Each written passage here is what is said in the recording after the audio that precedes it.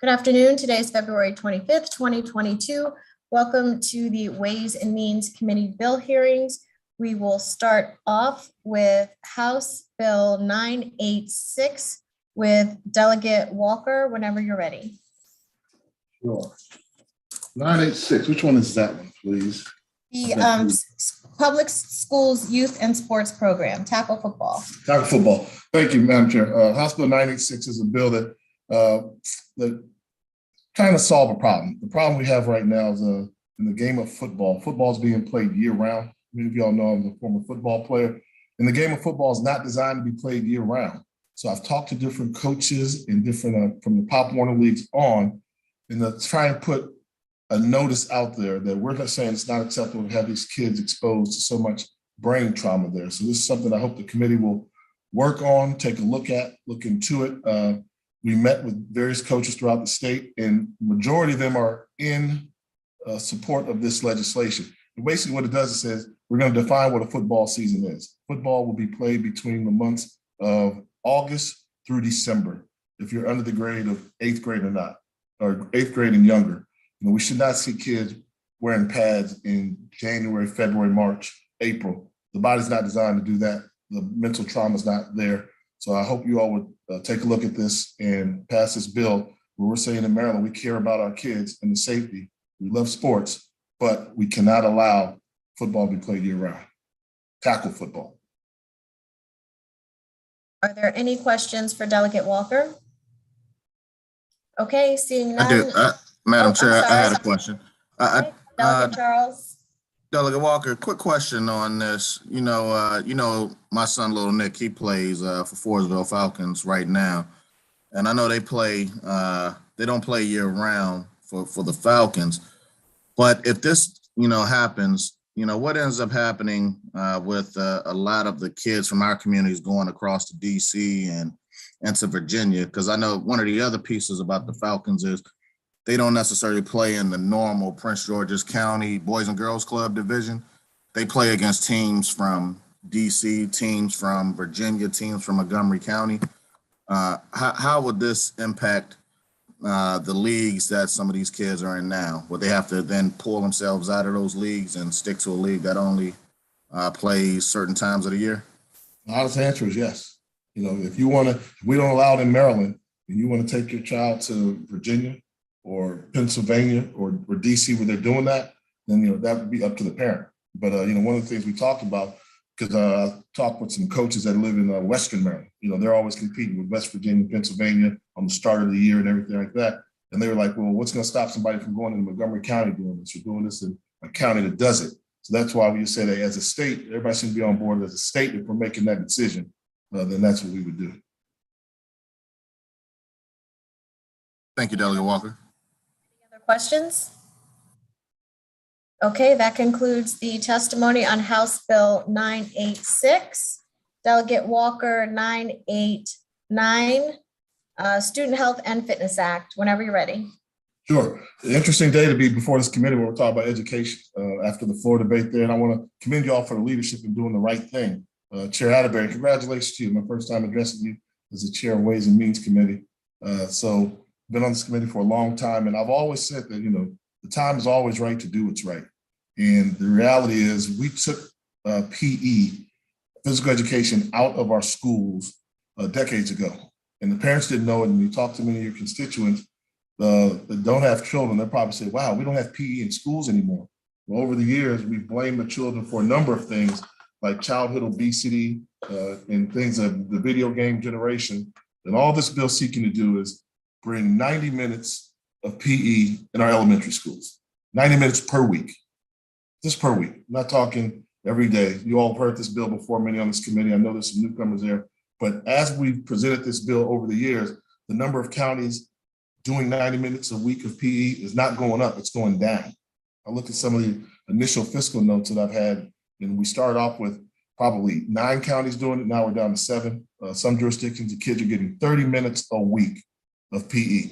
We know that physical exercise and physical activity is good for the brain cells. It's good for test taking and for self-score driven.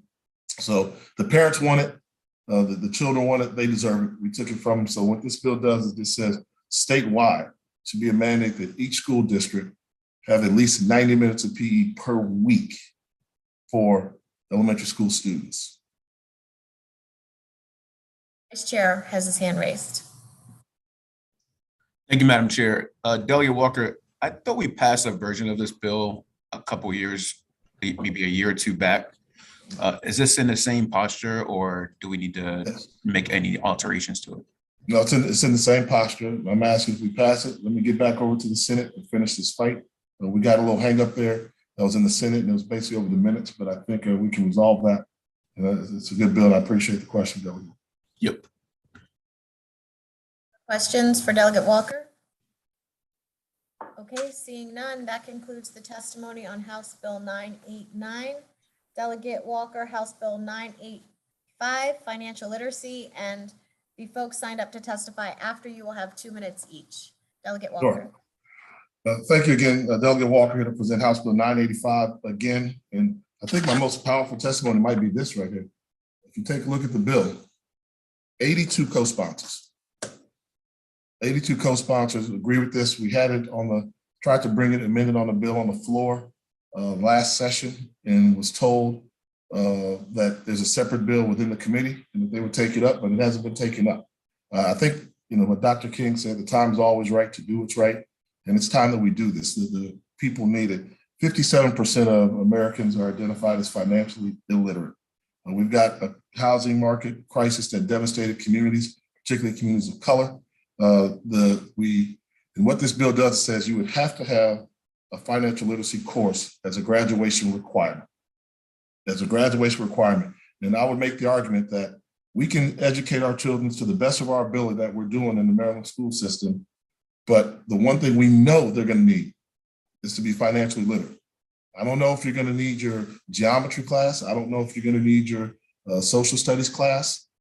But I do know that every student we have is going to should be educated in financial literacy, because when they graduate from our schools, they're going to colleges, and the colleges have credit card companies that are ready to take advantage of them. You also have cash apps now. You've got the Venmo and all these different things that the young generations face, and we're not doing our job in educating them. Phone banks, applications.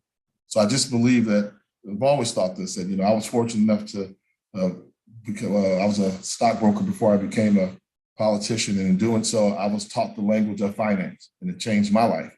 And I just think we really need to do this. It's extremely popular throughout the state. You'll hear testimony from students around the state, from parents, organizations, advocates from around the state, and the parents that want this bill to be passed so we can teach our children financial literacy. And I understand y'all took a courageous step. It's not our job to normally mandate curriculum, but we've done it, and this is what we're elected for, to be leaders in our community and in our state.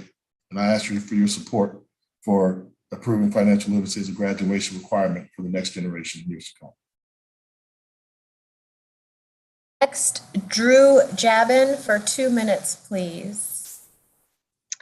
Hi, everyone. Good afternoon, Madam Chair, Vice Chair, members of the Ways and Means Committee. Thank you for having me. For the record, my name is Drew Jabin. I'm here on behalf of the Maryland Bankers Association in strong support of House Bill 985.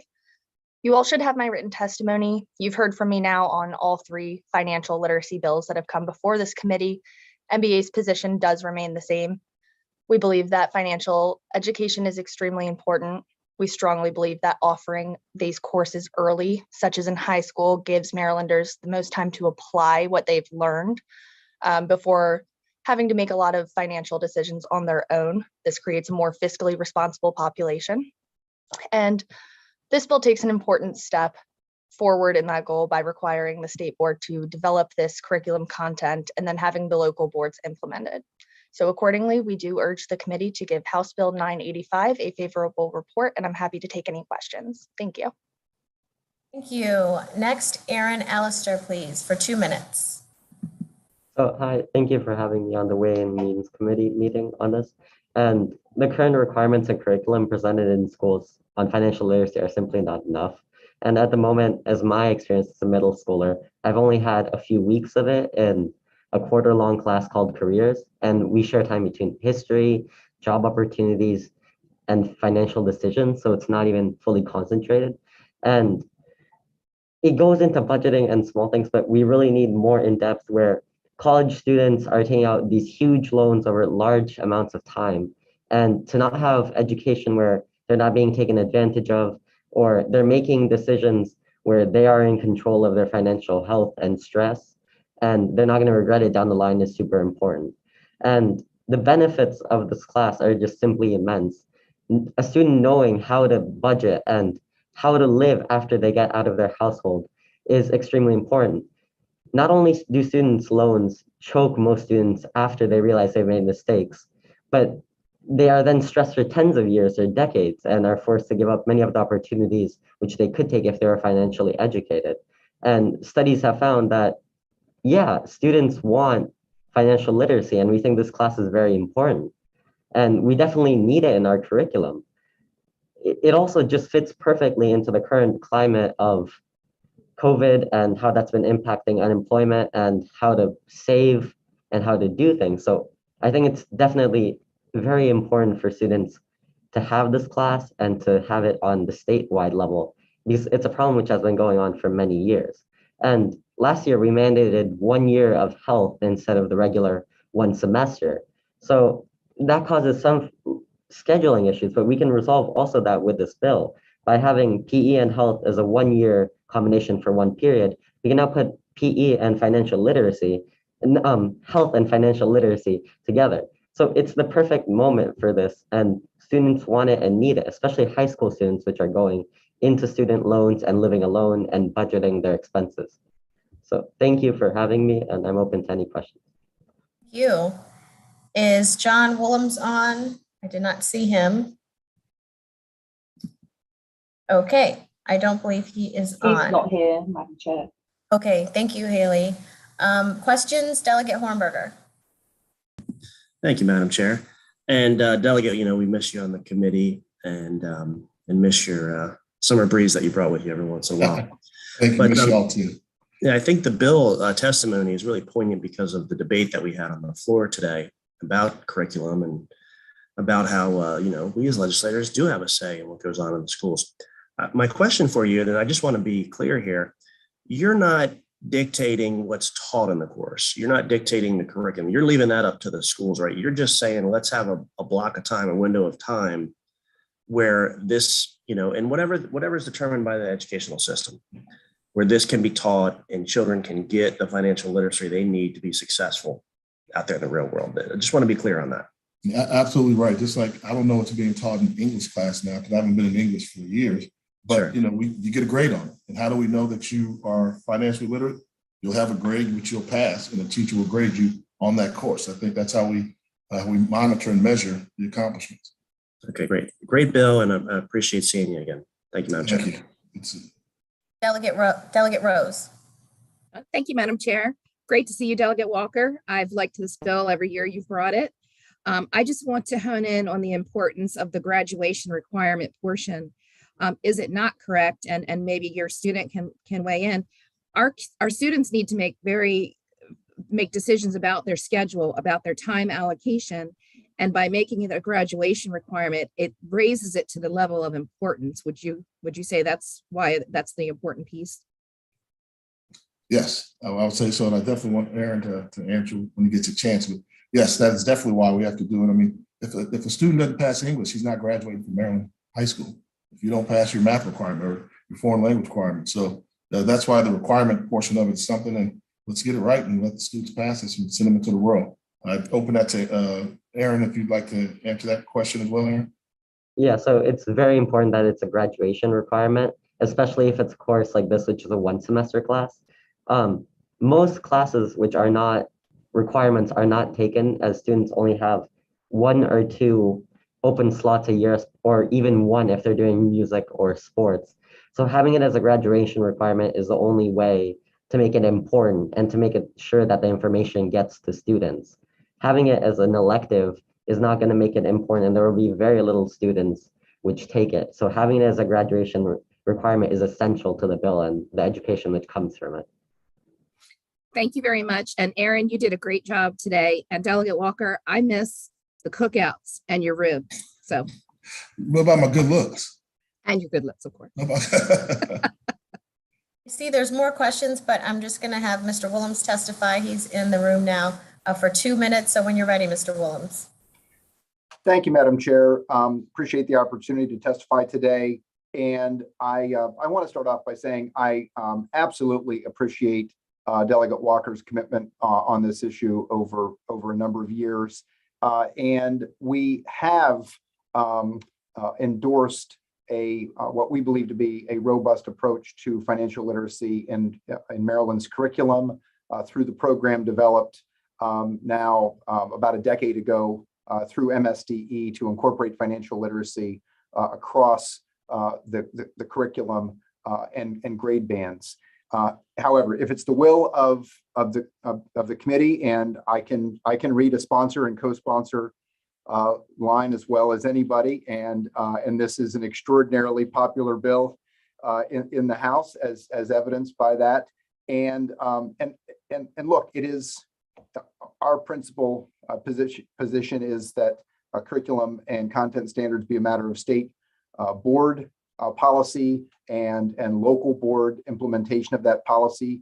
There was a high school graduation task force that, for whatever reason, did not take up this issue or endorse an increased mandate around financial literacy. We have just recently expanded, for instance, health from a half credit to a full credit. So there is movement. It's not static. And if it's the will of the General Assembly to move us forward in this area, we will certainly embrace it and make it so. But I did want to take the opportunity to essentially remind the committee of our position in support of State Board of Education arena control over content standards and curriculum. Thank you. Delegate Guyton.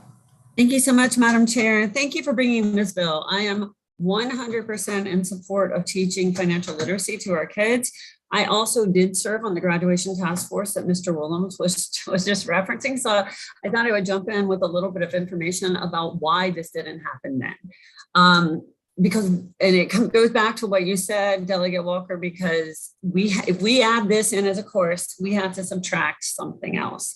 And the General Assembly, and the State Board of Education, but a lot from the General Assembly has told the school systems that they have to fit a certain amount of things in as graduation requirements. And so what we did, instead of including it as a graduation requirement, was exactly what Mr. Willems just said, which was to say, let's take all this and let's have a really robust program within the different courses as kids developmentally grow in this area. So starting in middle school. And I guess my question to you, just understanding the real difficulties of, do we drop a math? Do we drop an English? Do we drop PE?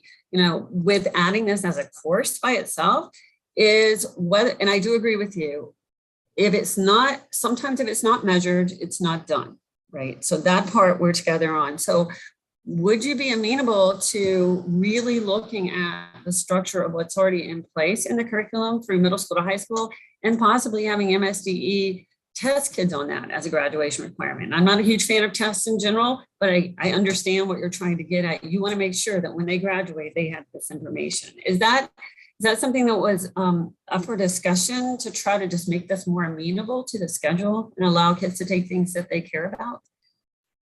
Thank you for the question. I'm going to let Aaron give you an example of his experience in financial literacy, what he's taught in schools. But I will tell you that, the way we're doing now is not acceptable. I mean, it's interwoven to do it, and it's just not getting the job done. It's not fair to the students on that one. I've been, the reason, and it wouldn't be a Ways and Means Committee hearing without Dr. No. So good to see you, Mr. Williams, again. But the way we've gone about doing this is it has to be a measured act. I mean, you have certain jurisdictions that actually do this now, currently, in the state of Maryland, that have a financial literacy. And I want to say some of the upper school systems are doing this. It can be done. It's not taken away from student classrooms. It's not putting that extra pressure on them. This is something that is easily attainable. And I think it needs to be a standalone course. And I thank you for your work. And I'm glad to hear you say you support the bill, but you don't support the bill. So I'm with you on that. But, we're leaders, we're legislators, and this bill, in all honesty, Madam Chair, if it weren't a COVID type session, I probably could have had close to 90, 95 sponsors on this bill. That many people reached out to me about doing it. So I think we need to do it going forward. If I can, ask Aaron to explain how he's taught financial literacy in the Montgomery County public school system. Oh, so actually I'm from Howard County, but Howard, there is a real Ooh, lack. you're from Howard County. Go Howard County. I knew you were doing awesome and shining bright. So as Delegate Guyton said, there is some financial literacy education in the county, but it's simply not enough. And the overbearing theme across many students in the county, and not just Howard County, but Montgomery, and reaching out to people has been, there isn't enough. So testing students and making sure that they would know what they're doing. They would know, but it's not in depth in the amount which this bill proposes and in which students need. Students like graduating from high school, some of them will go on to take these huge loans, and having these basic spending and budgeting and saving classes will not really go into depth about what they need as an adult. So I think that instead of testing, we do need a semester class where students can get new information and can learn it rather than, yeah. So a class is needed, and it needs to be a graduation requirement. And I would add, if I could, I mean, if a kid passes social studies with an A and financial literacy was in there, but he did absolutely terrible, he or she did terrible in financial literacy, if they failed that portion of it, but they're still moving on and advancing, did we fail the child? I see we have a couple more questions, the Vice Chair and then Delegate Lasanti. Yeah, thank you, Madam Chair. Mr. Willems, can you tell me how many current boards of education have made this a graduation requirement? I'm sorry, no, not off the top of my head, I cannot. Yeah, okay. And I believe Prince George's just did it or something similar.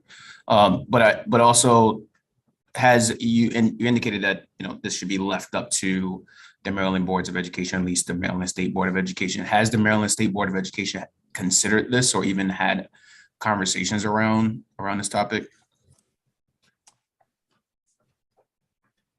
Delegate, Mr. Vice Chairman, to the best of my knowledge, the concentration of their discussions were around technical education, tech ed, health ed, and the role of computer science and math. So they were focused on several issues that did not include financial literacy. And the state board essentially delegated this to a high school graduation task force or commission. And so to the best of my knowledge, no, that it was not addressed or considered in a direct way by that group or by the state board recently. Yeah, Mr. Williams, if you can get us the list of other jurisdictions that have actually done this, I think that'd be helpful to us. Absolutely. Delegate Lasanti. The good vice chair basically took all my questions. So I'm good, thanks. Okay. Are there any further questions on House Bill 985? Okay, seeing none. Thank you, Delegate Walker. That concludes the testimony on House Bill 985. Thank you, Aaron, for coming and testifying for us today. Next, Delegate Kittleman, House Bill 950, whenever you're ready. As soon as I get my mic on. I could testify in favor of the previous bill first. But, I won't take up time to do that, but I do support it. It's a great bill. Ways and Means Committee, it's a real delight to be here, and especially with Madam Chair. We sat next to each other for 4 years in Judiciary, and I miss that. But I'm here today with HB 950. Some of you may recognize the essence of the bill because it has been brought a number of times in previously. Essentially, the idea is that we really would like to give kids exposure to a little bit more American history and government. And it revolves around the test that the Immigration and Naturalization Services gives as the civics portion of the test for people to be naturalized, to become citizens. And we found that they do very well. They pass about 95%, whereas Americans who already live here pass at around 66%. So I know people have said in the past, what this is just a matter of facts. The test is 100 questions with short answers and multiple choice. It is prepared by that department. It is online. And I think that there is a value, obviously, that we teach kids to think. But in order to think about things, you actually need to have some basis. You need to have some facts to bolster your ability to make decisions and think about it. I think the kinds of questions that are on this test are very, very, well, I would say basic, but they're the kinds of things that I think young people need to know and should know. But this year, before we tried to make it a requirement, and all the things that you said about requiring school boards to do things held true for this. So this year I've come back with a slightly different proposal, in fact, using the carrot rather than a stick. And the bill would like to create a civics education award program.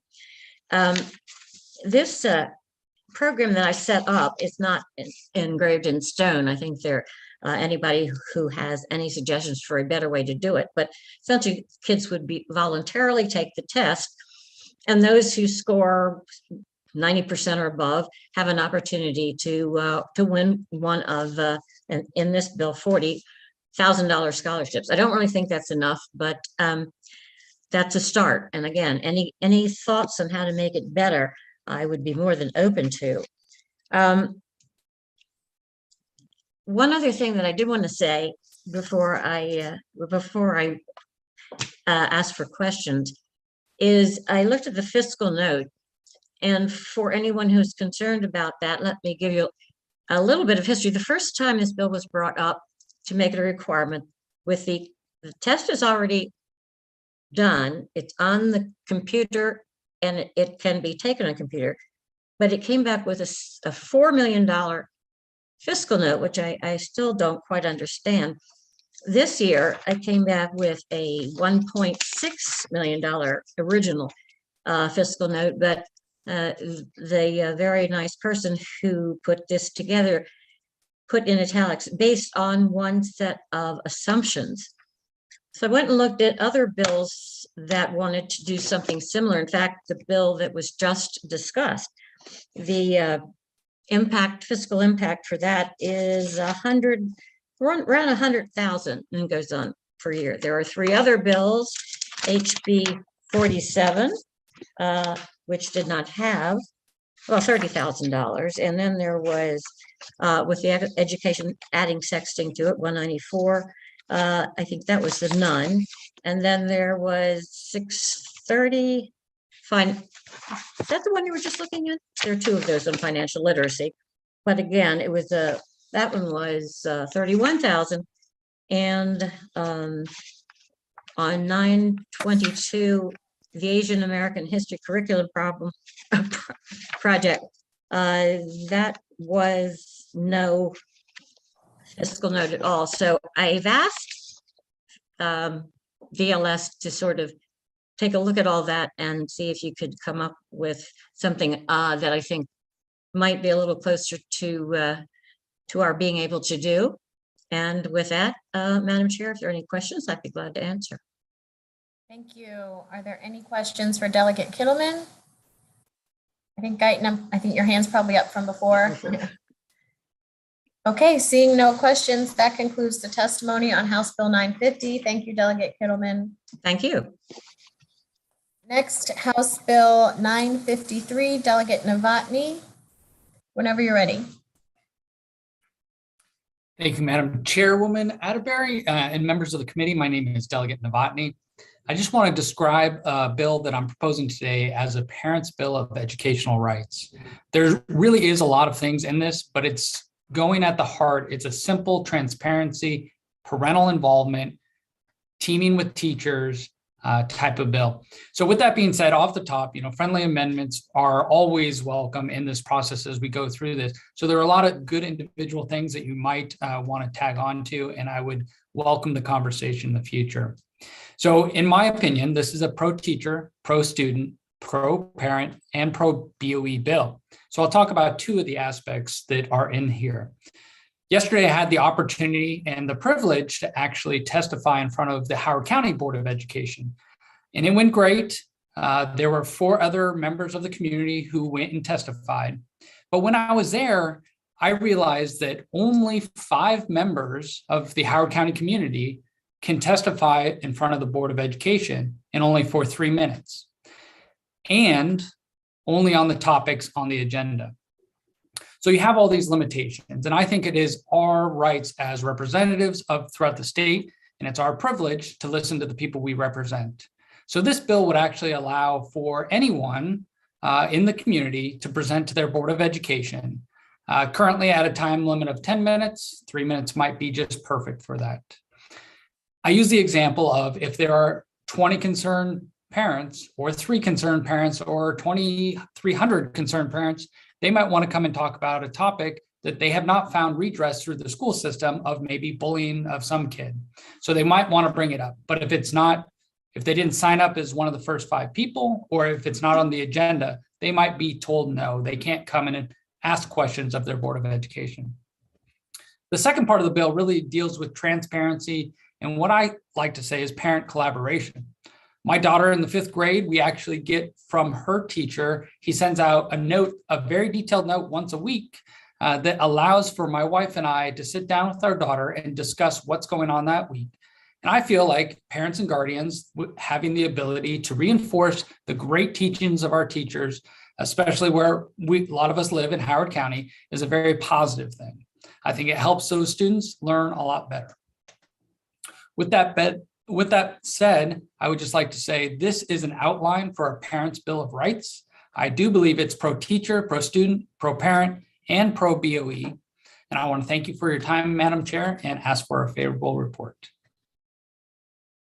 Vince McAvoy for 2 minutes, please. Thank you so much, committee. Can you hear me okay? Yes. Thank you.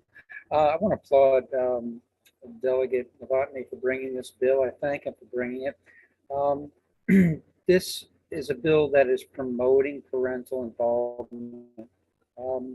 As I listen to Delegate Walker's bills, it seems like we have had something of an attack on our children. Just to date myself, we had 2.5 hours of PE per week back in the day. And I just wonder if this bill that Delegate Novotny has, won't that help out?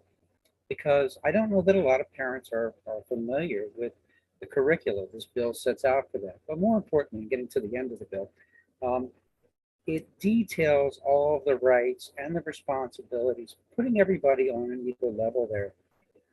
That helps expectations. We've had some very nasty events going on around the country in schools lately, and I think it's because of misperceptions and flawed expectations. This bill will help cement what we in Maryland have as expectations for all parties involved, most especially the parents. Again, I'm very much in favor of this bill. I urge a favor. Thank you. Questions? Okay, seeing none. Oh, Delegate Lasanti. Sorry, thank you. I just have a question for the sponsor. And I understand the piece of the bill that encourages parental engagement. I think we all believe that that's a very, very important piece. But the prescriptive manner in which you are setting a 10-minute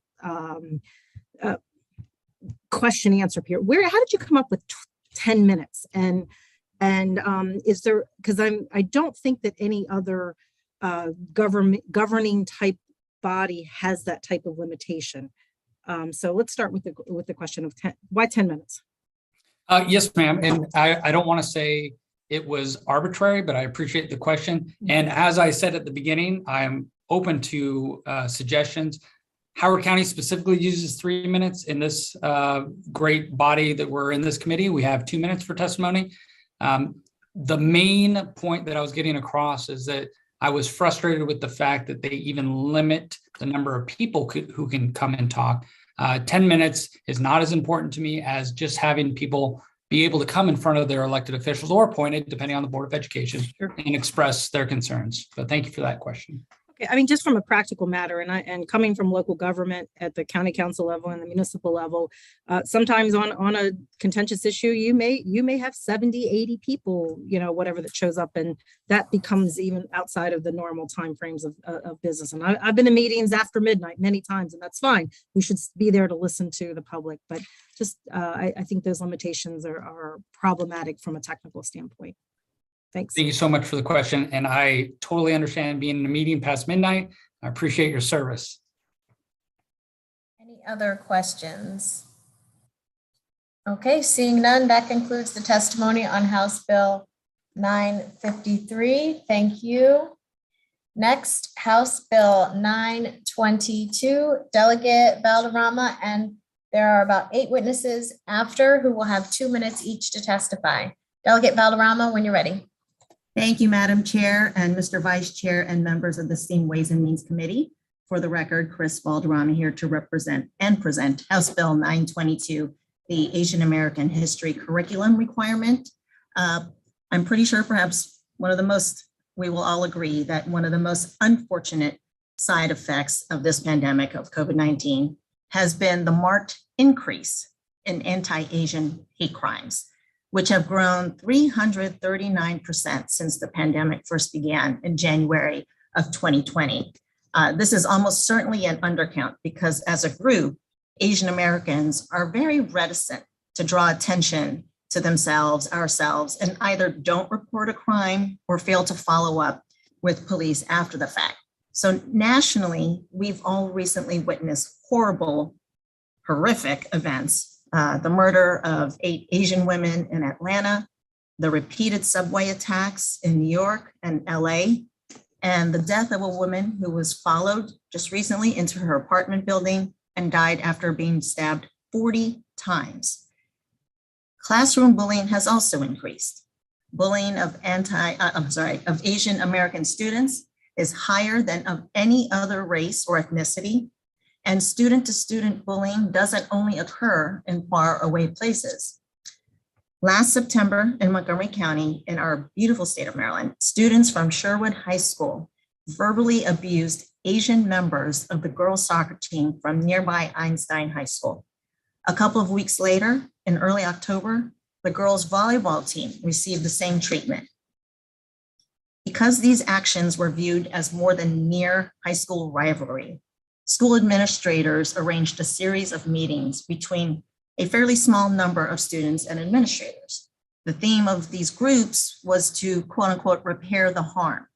Unfortunately, this intervention did not involve the larger school community, and it's unclear whether the actual perpetrators were even present.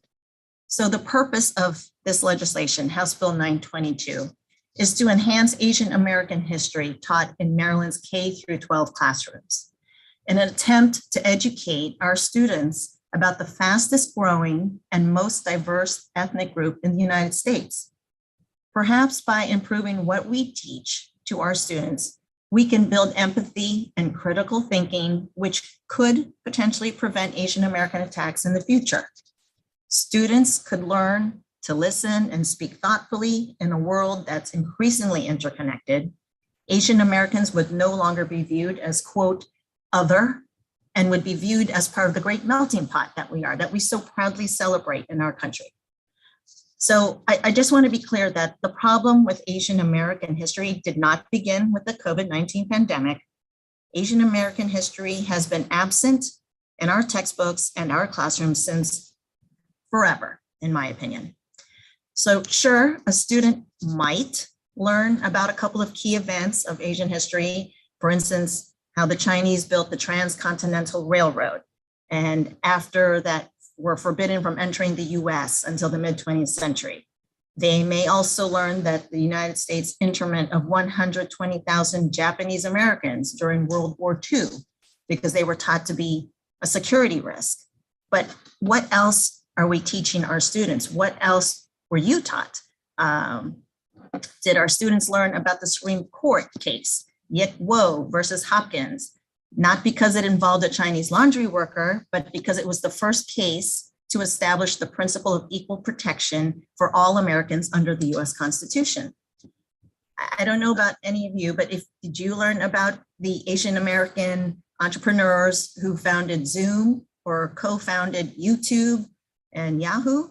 How about Asian American contributions to the arts and architecture by the likes of, I'm sure everyone's heard her name, the name Yo-Yo Ma, Ang Lee, the director, Vera Wang, or I.M. Pai, for instance? What about the accomplishments of Asian American athletes like Tiger Woods, Michelle Wang, Kurt Govea, Roman Gabriel? Did we even learn, or did you even learn about Asian American politicians? Dalip Singh, who was the first Asian American in Congress, or Patsy Mink, who I had the esteemed honor of meeting at one point in my life, the first woman of color in Congress. I know there's many who did not. So the accomplishments of Asian Americans are as diverse as the Asian American population itself. And yet Asian American history is not included in the greater history of the United States, being taught in our schools, even though Asian American history is American history, to be clear. So other than the two major events of Asian victimization, the Chinese Exclusion Act and the World War II Japanese internment, very little else gets mentioned about the challenges or accomplishments of Asian Americans. So this legislation, although a small step, but a beginning, is a small step towards changing that. It tasks the state superintendent of schools with developing curriculum content standards that include events in Asian American history in Maryland and the Mid-Atlantic region, contributions made by Asian Americans in various fields. It would require that 1 unit of Asian American history is included at the elementary, middle school, and high school history courses at those levels. It then appropriately, allows local boards of education to determine the appropriate unit of instruction. So again, this legislation is a small step towards improving the understanding or Asian American history and culture, with the hopes that Asian Americans will no longer be viewed as dangerous or foreign or other. It will benefit Asian American students who are often overlooked and do not see themselves in history books. They will be acknowledged as belonging in this country. It will also improve the knowledge of non-Asian American students who will learn how similar they are to Asian Americans. And perhaps they will no longer fear the unknown and those that look differently. So for everything that I have just mentioned, for all the reasons I've just dictated, I would ask this committee for a favorable report. Thank you, Madam Chair. Thank you. The remaining witnesses will have 2 minutes to testify. Amy Fry, please, for 2 minutes. Thank you to the committee for this opportunity to speak today. My name is Amy Jean Chung Fry. I'm a parent with children in Maryland Public Schools and the Anti-Hate Program Associate for Asian Americans Advancing Justice, AAJC, and I'm here in support of Maryland House Bill 922. Advancing Justice, AAJC, is a national nonprofit organization that works to advance the civil and human rights of Asian Americans and to build and promote a fair and equitable society for all. All students have the right to learn and benefit from the accurate representation of historical events. This is why Advancing Justice, AAJC, supports House Bill 922. We see HB 922 as complementary to the proposed expanded history bill and believe that both provide the foundation for our youth to recognize and learn about the roles that AAPI communities have had as an important part of US history. Our organization Stand Against Hatred website has collected reports of anti-Asian verbal assaults, harassment, physical threats, even accusations of being a corona carrier on a school Zoom chat here in Maryland. We saw news of violent attacks on 2 Asian women in Baltimore and Asian businesses being vandalized. Maryland has not been immune to anti-Asian hate and violence, and we have the opportunity to address it with House Bill 922. Education starting in elementary schools is one way to fight against the behaviors and attitudes learned early on, to educate against stereotypes and learn biases that are at the core of racism.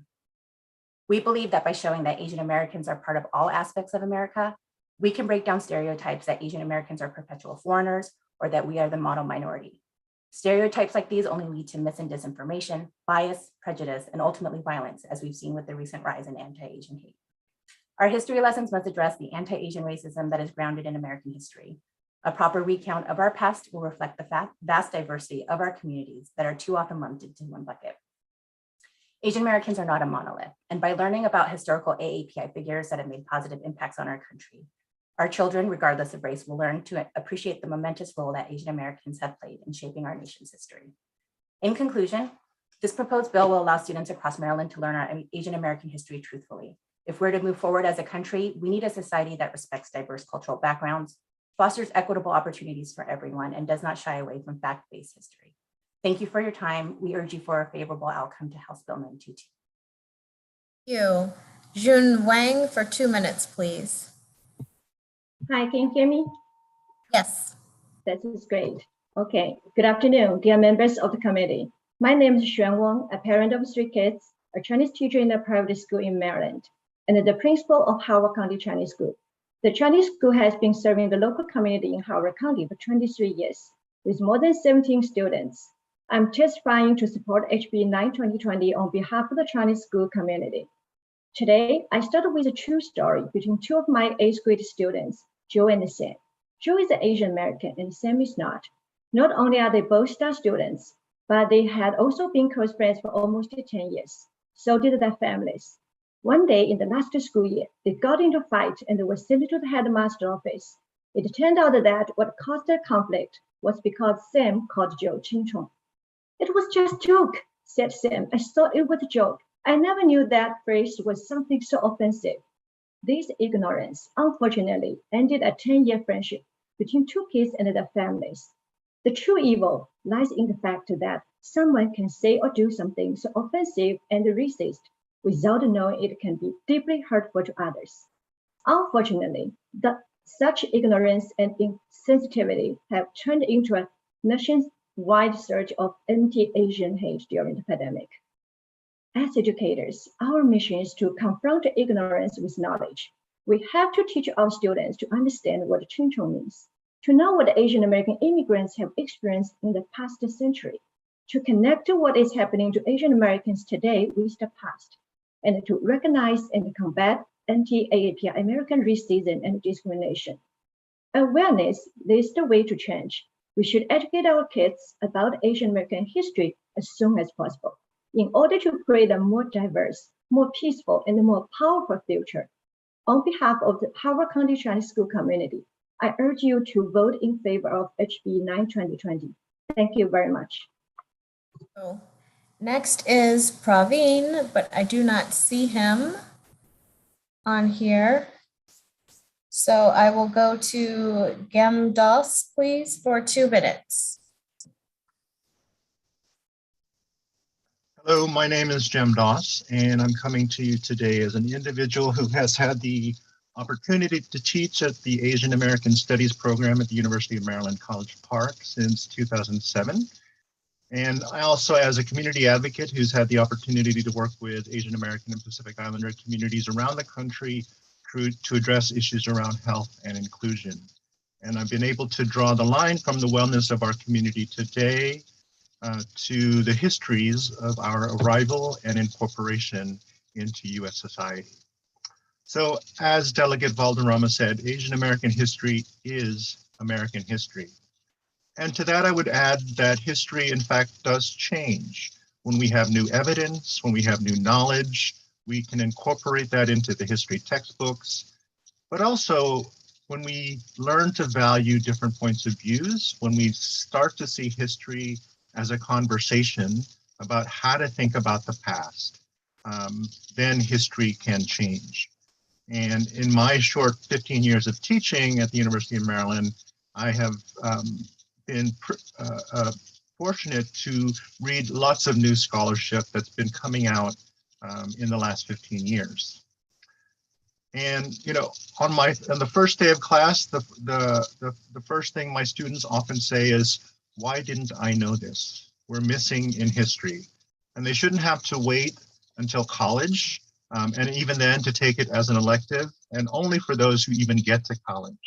So the need for this to be in the K through 12 curricula is definitely very important. As students, the absence makes us feel like we didn't contribute, that we are guests and not full participants in the democracy. We are Americans. I also want to say that as a professor, I know that to add new material often means taking something out. But I believe that in the curriculum development, we choose particular themes that are really important, more important than the dates, so that there is a way to include new information that enriches the study of American history, rather than taking away something. So I'm hoping for a favorable outcome for this bill, and I thank the committee for considering it. So,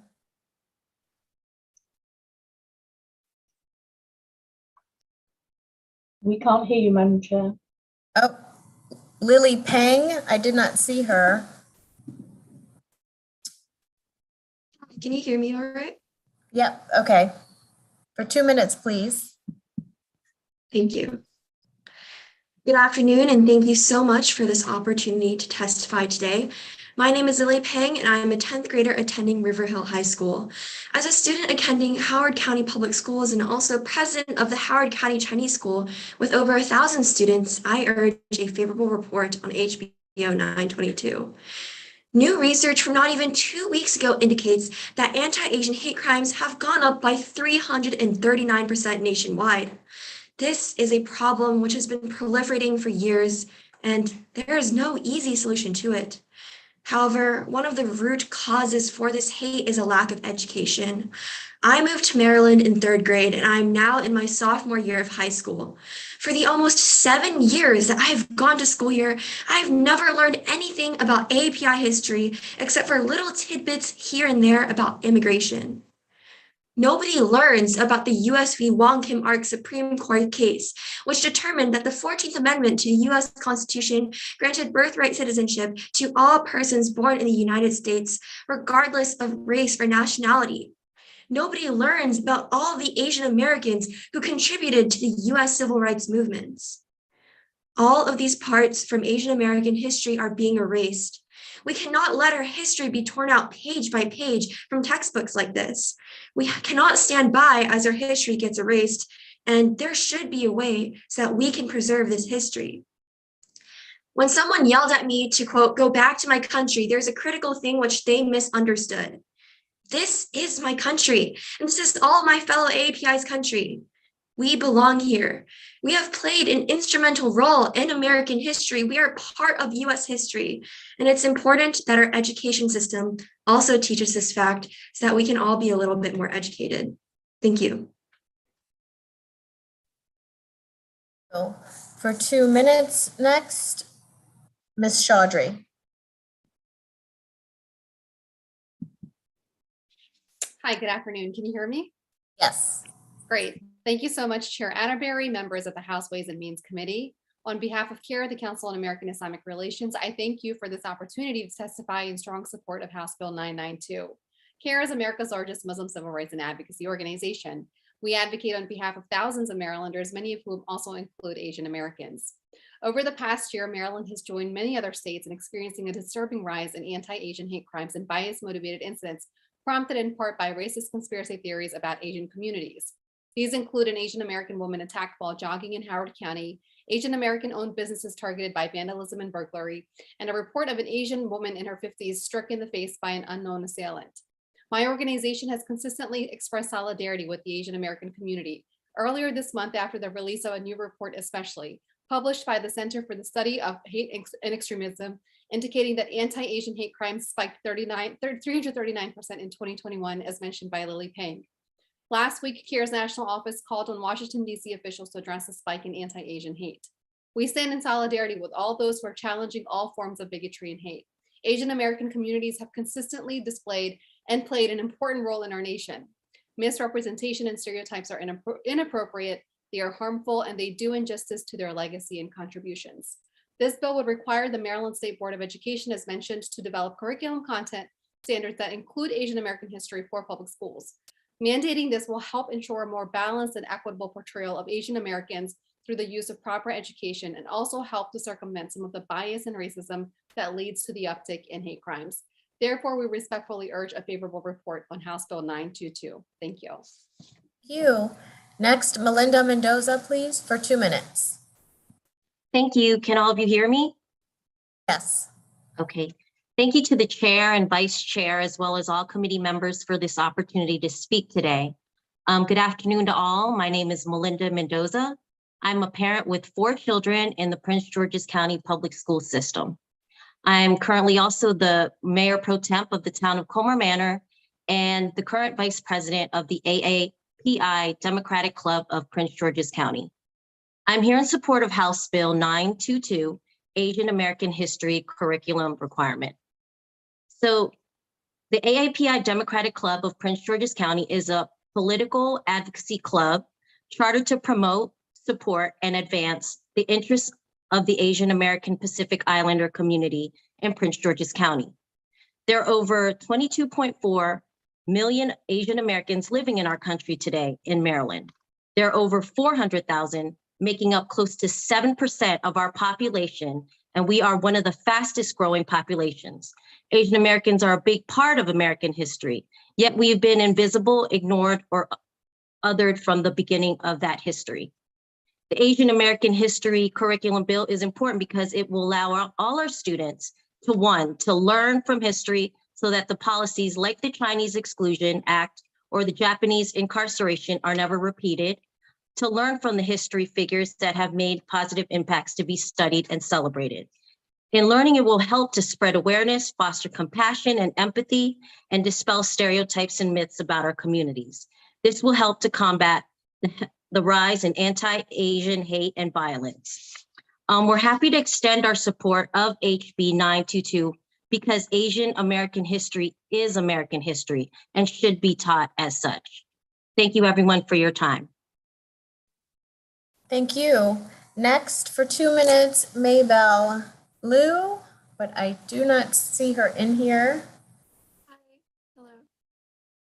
What are you pointing to, Delegate Valderrama? She's there, Madam Chair. She's in the bottom corner of my screen. I'm not sure. Oh, okay. So maybe I see her now. Okay. Hi. For 2 minutes. Hi. There, Hi. 2 minutes. Okay. Great. Thank you. Good afternoon, Delegate Valderrama, Madam Chairman, and members of the Ways and Means Committee. My name is Maybell Liu. I'm a 7th grader at Mountain View Middle School in Howard County, and today I'm here to testify in support of House Bill 922. So far, I've done 2 public testimonies for my local BOE, and after my second, I was gifted a book titled Asian American Dreams. It's an autobiography written by Helen Zia, the daughter of Chinese immigrants just like myself. You see, at first, I was barely eager to read this book. I don't like autobiographies, I thought. I don't have the time, I thought. And though hard to admit, a part of me didn't want to learn about my Chinese American identity. If it's not taught at schools, then it must not be important, right? I finally picked up the book in late November, 9 months after I had received it. But what I didn't know was that after every piece of information I read, I felt compelled to tell my mom every detail I learned and how exasperated I was with what happened. It was only until then when I truly started looking at the history of Asian Americans.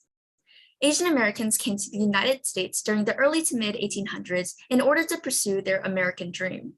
Yet few kids at my school even know about this. For example, in my geography class, I have some extremely close friends who I sit with. One day, when we were discussing our cultural backgrounds, someone who we can call Brandon, a white boy, said something along the lines of, "We aren't all American, even though every single one of us was born and raised in this country." It wasn't his fault he said this. He didn't know the difference between nationality and ethnicity. However, hearing this made me think of the countless times I've heard the phrase, "Where are you really from?" The phrase invalidating that I, who has lived in America practically my entire life, is not a true US citizen. Madam Chairman, the purpose I carry in testifying is to establish a way for adolescents to feel this invalidation as little as possible. I want all Asian American students to grow up thinking that not only are they American enough, they are also Asian American enough. Their skin color carries just as much meaning as any one of their peers. Asian American history is American history, and it deserves to be learned in our curriculum. Please vote to support House Bill 922. Thank you for your time and this opportunity. Thank you. Apparently, Delegate Valderrama's putting the pressure on by bringing all these HOCO kids out here to crush it today. Those who don't know, Madam Chair is from Howard County. Finally, for 2 minutes, Sandona Bandari, please, for 2 minutes.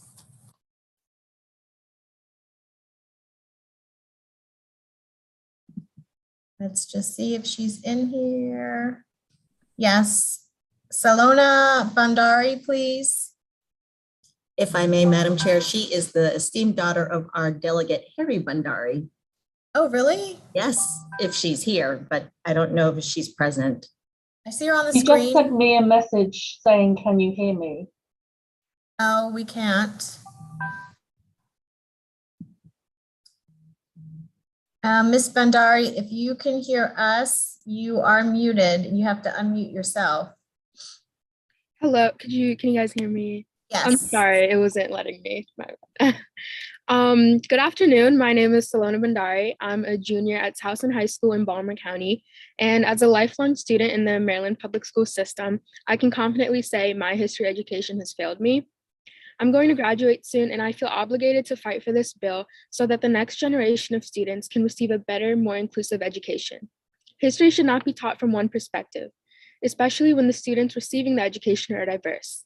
However, the adversities and the systemic struggles of Asian Americans that are often neglected due to the widely popular model minority myth. The myth that Asian Americans are well off and are the perfect immigrant is damaging, dangerous, and strips Asian Americans of individuality. This can be seen. Moreover, a lack of education leads to stereotyping, hate, and the absence of empathy. This can be seen as attacks on Asian Americans have risen due to COVID-19. Asian Americans have first faced adversities that have shaped our nation. Therefore, Asian American history is simply American history. It should be noted that Asian American Studies is offered as a major in most universities, including the University of Maryland, College Park. If higher education has already adopted and succeeded in teaching Asian American history, we are doing our students a disadvantage by not preparing them for such. Learning from new perspectives develops critical thinking and cultural acceptance. It teaches students to acknowledge and celebrate differences, not fear them. It also prepares students for the diverse future ahead of them. I strongly urge you to support this transformative bill and better the quality of education Maryland students receive. Thank you for your time. Thank you, and it's very nice to meet you. I just sent your dad a little pic. Nice to meet you too.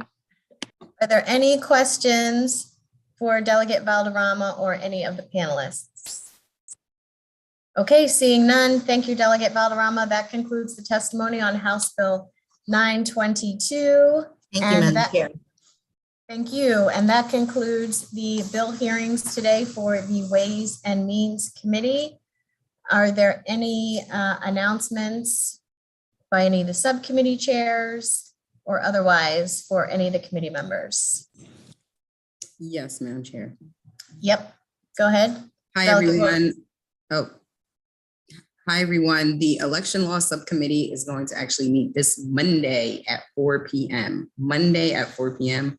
We did previously state a different date, but please be advised that we'll be meeting this Monday at 4 p.m. Thank you. Any other announcements? Okay, seeing none, we will resume public bill hearings at 1 p.m. on Tuesday.